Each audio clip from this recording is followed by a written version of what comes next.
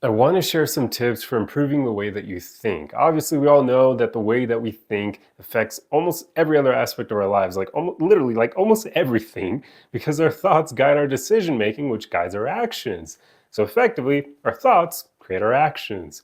Go figure, you want to make sure that you're actually thinking in the best possible way that you can instead of your prior trauma impacting your decision making so you make poor decisions, instead of you self sabotaging and things like that, right? So let me share some tips with you that will help you slowly work on retraining the way that you think. Again, this is like a slow process. It's not something you're going to change overnight. So don't go in with that expectation or you're going to disappoint yourself and give up. So know that it's a long journey, but be willing to embark on that because it will change your life. So the first thing you want to work on is developing awareness of the way that you currently think. And there are many ways that you can tackle this. One of them being like setting reminders on your phone to check in with yourself throughout the day so you can ask yourself, what am I thinking in this moment? How am I feeling? So you tackle both awareness of your thoughts and your feelings, which is also a very useful tool to help you think better overall, knowing when your emotions impact your thinking too. So that's one really important thing. Reminders are super useful here. You can also do journaling. That's another really powerful tool. I understand a lot of people don't like doing this because it takes time,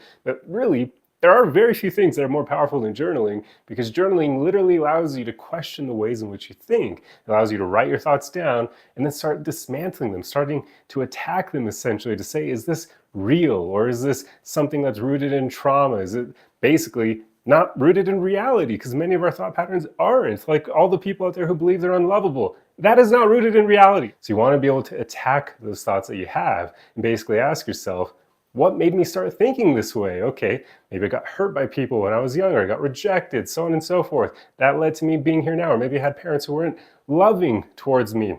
That would do it too, right? You just want to drill down to the root causes of why you think in the ways that you do.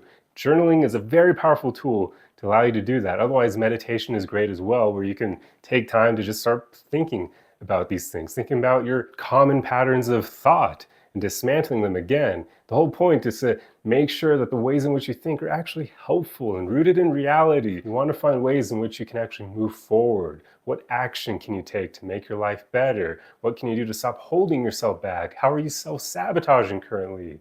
These are all helpful things to ask yourself. And once you put all these things into practice and you know how you think, now you want to start working on reframing your thoughts. And all the prior tools will help with doing that as well. You want to catch those old thought patterns that you have that aren't helpful and then interject with a new voice that takes you in a new direction that actually is supportive of yourself, where you cheer for yourself, motivate yourself, and otherwise are just rooted in reality. So it's not you basically being delusional due to prior trauma. But that's all I have for you in this short video. I truly hope it was helpful.